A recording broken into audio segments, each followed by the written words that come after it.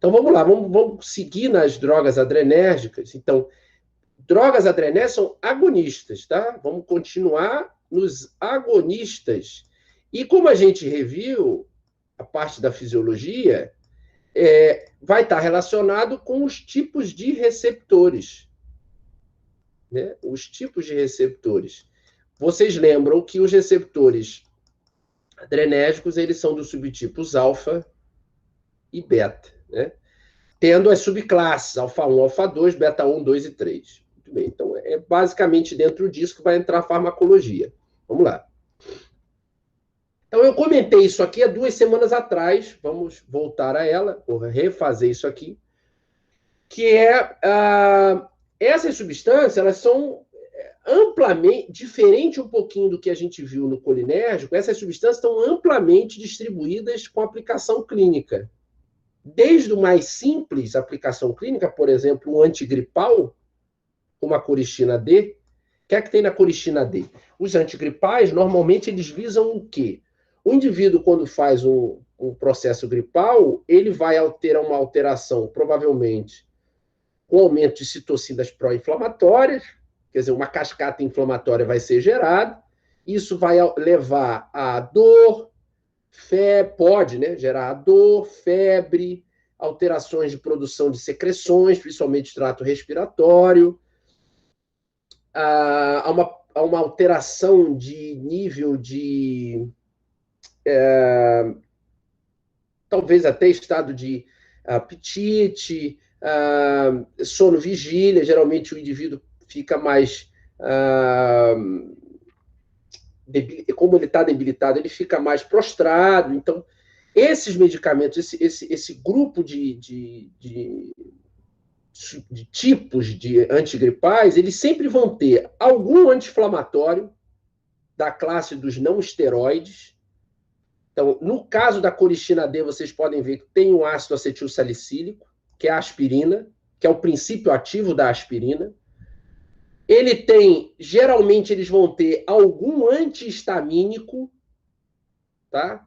No caso, tem a desclofeniramina, para algum efeito respiratório, para algum efeito sobre o apetite, para algum efeito, em geral, coriza, vai passar por, quer dizer, o excesso de produção do trato respiratório, secreção. Vai ter também algum, como tem aqui, alfa-agonista adrenérgico. Alfa-agonista adrenérgico. No caso aqui, o cloridrato de fenilefrina. Eu comentei aula passada, fenilefrina é alfa-1 seletivo. É um agonista alfa-1 adrenérgico. Nós vamos falar dele, eu vou explicar exatamente qual é a função dele, tá? Ele é um anticonstipador nasal, tá certo? A função dele é aí, é diminuir a constipação. Há uma vasodilatação em decorrência desse processo inflamatório, que passa muito pelas citocinas inflamatórias, mas há degranulação de mastócitos também, então tem histamina, até por isso o antihistamínico também vai fazer efeito, então causa uma vasodilatação. E os agonistas alfa-adrenérgicos, a gente viu na aula passada, uma das principais vias de sinalização, uma via de proteína G, que aumenta cálcio no interior do músculo liso. Cálcio faz constrição, certo? Então, a ideia deles é provocar constrição de toda essa rede capilar, vascular da mucosa nasal. São os mesmos subtipos análogos da fenilefrina, mas alfa-1, também adrenérgico, que vão estar nos neossoros da vida e os análogos, né, que são os que tem gente que usa como se fosse soro fisiológico, né? Porque se a gente compra o rinossoro é soro fisiológico. Mas esses neossoros, sorine e outros do gênero, eles têm análogos alfa, na fazolina, enfim, que é um análogo da fenilefrina e outros. E que vão servir para provocar essa desobstrução. E aqui tem a cafeína, que é a metilxantina, e que faz vezes é um estimulante. A cafeína é um estimulante. Então, para aquela prostração ocasionada pelo processo gripal, você faz uso, insere ali a cafeína, que vai dar um adicional para restabelecer um quadro, revigorar, como diz aqui na propaganda da embalagem, é um revigorante, né? Então, todas essas substâncias, entendeu? Então, sempre vocês vão achar um agonista alfa-1 adrenérgico, então, uma aplicação. O catapresan, que é o que está aqui embaixo, ele é uma das substâncias utilizadas para tratar a hipertensão arterial. Ele contém, o princípio ativo dele é a clonidina. Clonidina. O que é a clonidina? Clonidina é um agonista alfa-2 adrenérgico. É um agonista alfa-2 adrenérgico. Onde é que nós vimos que tem muito receptor alfa-2 adrenérgico? Na junção no neurônio, no axônio do neurônio pré-sináptico. Lembra como autorreceptor? Se não lembrar, é só ir na aula passada e dar uma relembrada que a gente viu isso. Então, a clonidina, ela é um agonista alfa-2. Então, em geral, ela tem umas discussões de mecanismo de ação, porque ela tanto é um agonista alfa-2, como também atua em receptores imidazolínicos, tá? De imidazolinas, como imidazolina receptor tipo 1, e que isso faz, às vezes, também de diminuir certos níveis de neurotransmissor. Vocês vão encontrar um pouquinho dessa discussão no Goodman, tá? Vai me fugir o capítulo, depois eu dou uma olhada para você. Mas no Goodman é um dos livros que ele cita esse outro tipo de mecanismo. A clonidina tem os análogos, que é a apraclonidina, que, então, assim como substância, esses agonistas alfa-2 têm outras propriedades, não vão atuar só na hipertensão arterial. Tem funções off-label, como transtorno de déficit de atenção e hiperatividade, por exemplo, é possível utilizar. Algumas relações quadros de dor, tem algumas outras aplicações, mas a mais utilizada dessas substâncias, ou uma das mais utilizadas, é no tratamento da hipertensão arterial. Então, aqui um agonista alfa-2. Aqui do ladinho, a gente tem o sulfaterbutalina. Então, terbutalina, ritodrina, metoproterenol, o salbutamol, fenoterol, salmeterol. Essas substâncias são agonistas seletivos beta-2 adrenérgicos.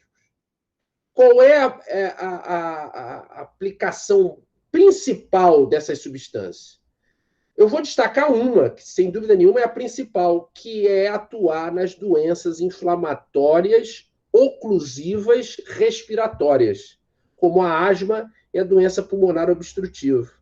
Mas tem, por exemplo, a terbutalina, ela também pode atuar como um tocolítico, que a gente vai discutir mais à frente, que é relaxar o músculo liso uterino. Então, são substâncias agonistas beta-2 seletivo adrenérgico. Tá? Então, tem muita aplicação prática.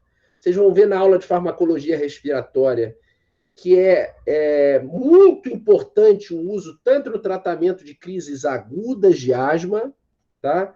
Quanto de crises crônicas. Nas crises, na asma crônica, vai estar associado a corticoide, que são os anti-inflamatórios esteroides, são análogos do cortisol. Geralmente, a gente vai encontrar lá o nosso, o nosso salmeterol com fluticasona, budesonida. Isso é análogo do cortisol, tá certo? Que vem na bombinha. Então, normalmente faz um beta-2 associado ao cortisol. Por que é importante o cortisol na asma? É um potente os corticoides são ótimos anti-inflamatórios. Então, você joga, é uma doença inflamatória, você joga um anti-inflamatório e associa com um broncodilatador. Os beta-2 provocam broncodilatação. Como consequência, você trata os quadros crônicos, né? A asma crônica. A asma aguda é o uso exclusivo de um beta-2 de curta duração. Já vou comentar, porque isso a gente vai ver na aula de respiratório, não adianta entrar muito em detalhes aqui. Existem outras substâncias que vão atuar na asma, metilxantinas, enfim, inibidores de leucotrieno, que não vão vir ao caso agora. Muito bem. Outra coisa, aqui vocês vão ver um comprimido de anfetamina. As anfetaminas, a gente comentou brevemente na aula passada, vamos comentar mais hoje, elas são substâncias, os derivados da anfetamina, são substâncias que podem ser utilizadas para tratar a obesidade, tá? Então, são anorexígenos, por assim dizer. Então, Femproporex, anfepramona, mazindol, todos são análogos da anfetamina, a gente vai discutir, tem uma importante função central, tá certo? As anfetaminas têm um importante efeito central, tá? Sobre o controle do apetite, entre outros efeitos até mesmo de uso, que estão relacionados ao uso ilícito dessas substâncias. A dobutamina, que vocês estão vendo aqui, é uma substância importante, que é um agonista beta-1 adrenérgico, agonista beta-1, que é fundamental para alterações de processos cardíacos, como, por exemplo, no choque cardiogênico, é o uso de agonistas beta-1, como a dobutamina. E, por último, que é um complexo aqui vitamínico, utilizado pela rapaziada que frequenta academia e que pode ser até mesmo um esportista praticante de fisiculturismo, enfim, que modula o corpo, são esses polivitamínicos, dentre eles tem o ECA, que é um suplemento que vai ser um termogênico, que vai conter ECA porque ele contém efedrina, que é um agonista misto, adrenérgico, cafeína e ácido acetil salicílico, eu vou comentar mais à frente, tá bom? Todos aí? Então vamos voltando aqui. Então, quais são os tipos de... Assim como no colinérgico, na subdivisão parasimpática, as substâncias, os fármacos que vão mimetizar as ações da adrenalina podem ser divididos em agonistas diretos, indiretos, e aqui, como era no colinérgico, agonista direto e indireto, e aqui entra uma terceira classe, que são os agonistas de ação mista, tá certo? Então, o que são os agonistas de ação direta? São aqueles que se ligam aos receptores diretamente, como era lá no caso da acetilcolina, tá? Metanecol, metacolina, agonistas diretos, de ação direta.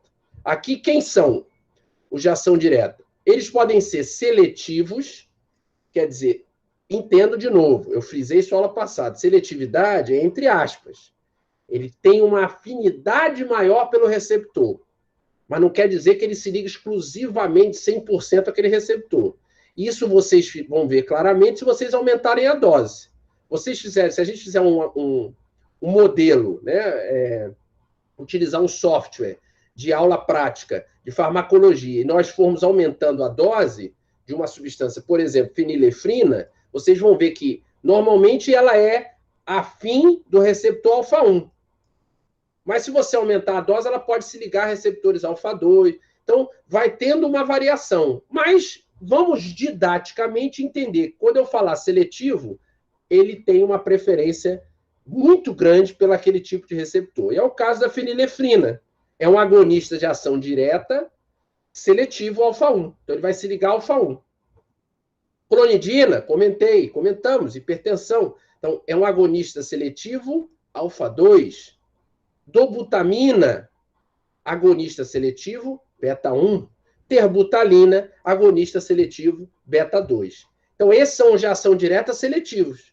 Agora, tem os de ação direta não seletivos. O que é? Por exemplo, a própria adrenalina, aqui, ó, epinefrina.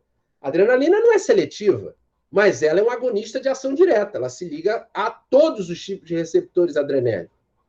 A noradrenalina não é seletiva. Ela se liga a quase todos os subtipos de receptores colinérgicos. O isoproterenol é uma droga sintética, mas ele é beta-agonista de ação direta. Ele se liga a qualquer subtipo de receptor beta. Não é seletivo, beta 1, 2 ou 3. E oximetazolina, ou nafazolina, que eu acabei de citar também como exemplo do Neosor e dos análogos, né? São substâncias, Afrin. Então, são substâncias utilizadas que elas têm uma leve preferência alfa-1, mas elas vão se ligar alfa-2, então elas não são seletivas, tá? Os de ação indireta, vamos lá para o outro lado, ação indireta.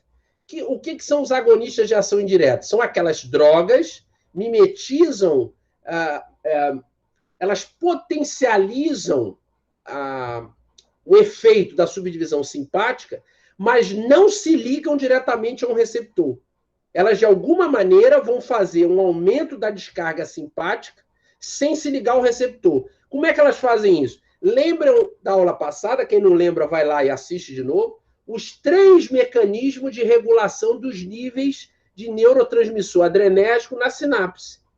Recaptador, autorreceptor ou ainda as enzimas, MAO e CONT. São essas as substâncias que vão ser classificadas como ação indireta. Os inibidores da MAO, como a selegilina, que eu disse que até é um grupo de antidepressivos, são classificados como antidepressivos. Os inibidores da CONT, como a entacapona. Os inibidores da recaptação, como a cocaína, lembram disso? Que tinha na figurinha. Se vocês não lembram, a aula passada é só olhar, está lá na figura. Então, a cocaína é um agonista de ação indireta adrenérgico. E as anfetaminas, ou o próprio aminoácido tiramina. Como é que eles fazem? Eles invertem o sentido da ligação, no caso das anfetaminas. Inverte o sentido da ligação do recaptador. O recaptador não traz de fora para dentro, a anfetamina inverte esse sentido e ela começa a jogar de dentro para fora. Então, o transmissor armazenado dentro é jogado para fora. Tá? E o de ação mista, que não tinha lá no colinérgico, é exclusivo aqui dos agonistas adrenérgicos. O exemplo maior é a efedrina e os análogos, pseudoefedrina, porque a efedrina ela tanto pode se ligar aos receptores, quanto ela pode atuar como um agente de liberação. Exatamente aqui, ó, como a anfetamina. Tanto é que da efedrina a gente consegue, por alteração química, produzir metanfetamina. Vocês descobrem isso na série Breaking Bad. Eles utilizam ali, na ficção, o que eles fazem? Eles sintetizam metanfetamina por um mecanismo diferente da efedrina. Eles não utilizam a efedrina.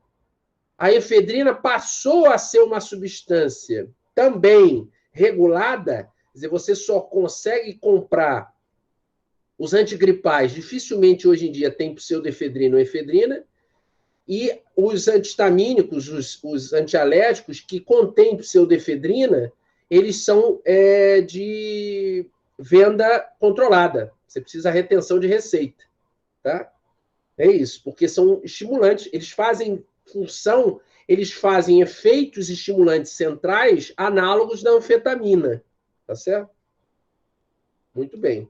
Então, as drogas de ação direta, vamos começar por elas, são aquelas que, de novo, podem ser seletivas ou não seletivas.